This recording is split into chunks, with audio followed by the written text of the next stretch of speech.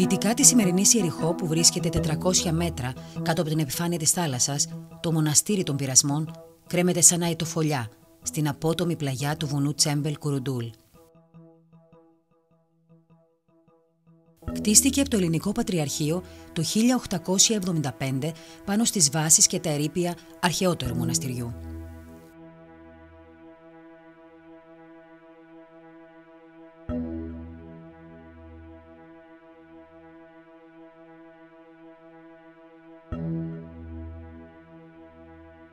Στο παρεκκλήσι του, σύμφωνα με την παράδοση, για 40 μέρες και νύχτες ο Ιησούς νήστεψε, προσευχήθηκε και πειράχθηκε από το διάβολο.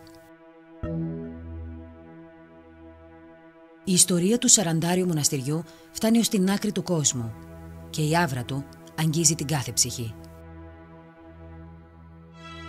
Ανάμεσα στα Ισραηλινά φυλάκια και την Παλαιστινιακή πόλη της Ιεριχώ, η οδός των Πειρασμών διασχίζει το 40άριο όρος για να φτάσει στο βράχο της προσευχής. Ένας μόνο μοναχός κρατά ζωντανές τις μνήμες και η ελληνική σημαία κυματίζει περήφανη, κάνοντας την καρδιά του να χτυπά πιο δυνατά.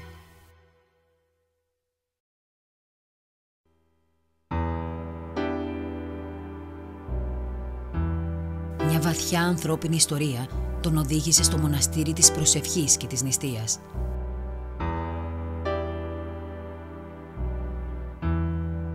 Όταν κατέβηκα εκεί στην έρημο, στα καρούλια, κάτω με τα σκοινιά και είδα έναν ασκητή εκεί πέρα, το πρόσωπό του έλαβε σαν τον ήλιο.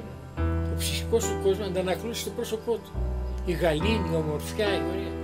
Δεν με μίλησε. Για μένα ήταν το καλύτερο κήρυγμα.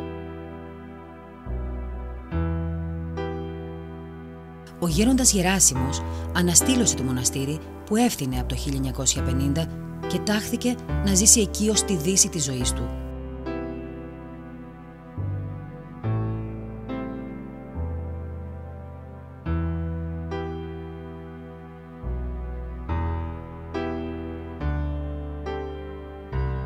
Ο μοναχισμός είναι κλίσης Θεού. Μπορεί να είναι και ένας μοναχός πλανεμένος. Δηλαδή με τη γαστέρα πεπληρωμένη να κάθεται τώρα σε ένα ύψωμα και να αγναντεύει τη θάλασσα και να κάνει κομπουσκή.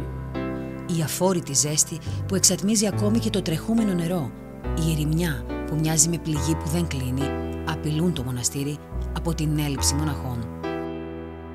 Τώρα το πρόβλημα είναι η Λειψανδρία.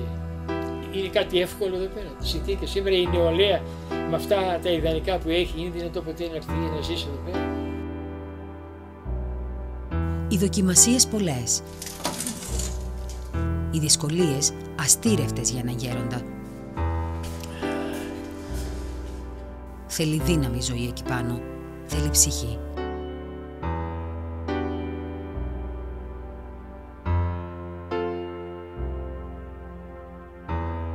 Μετά από 15 χρόνια στο μοναστήρι των Πειρασμών, ο γέροντας με το ένα ράσο,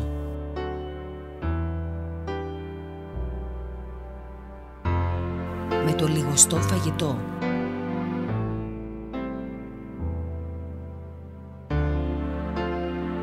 παίρνει δύναμη από την προσευχή και συνεχίζει να υπομένει. Οι πειρασμοί δεν χτυπάνε εσάς τους κοσμικούς, χτυπάνε και εμάς περισσότερο. Στον πόλεμο ο εχθρός κοιτάζει να σκοτώσει τον στρατηγό, τον ροχαγό, κοιτάζει πρώτα για να διαλυθεί το στράτευμα.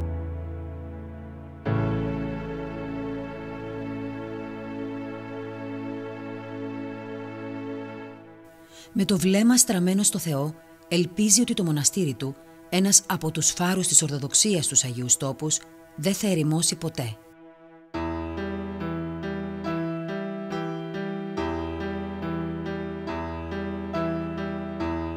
Η μοναξιά είναι ψυχική ασθένεια. Μπορεί να επικοινωνείς με πολύ κόσμο και να αισθάνεσαι ψυχική, να είσαι επαφή. Εγώ δεν έχω τέτοιο πράγμα, δεν υπάρχω. Εγώ δηλαδή είμαι στις καρδιές όλων των ανθρώπων.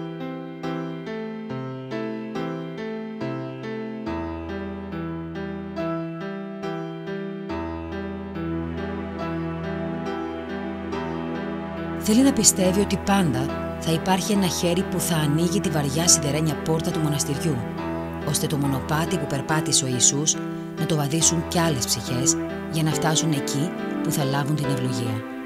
εκεί που θα νιώσουν την άβρα του Ιησού.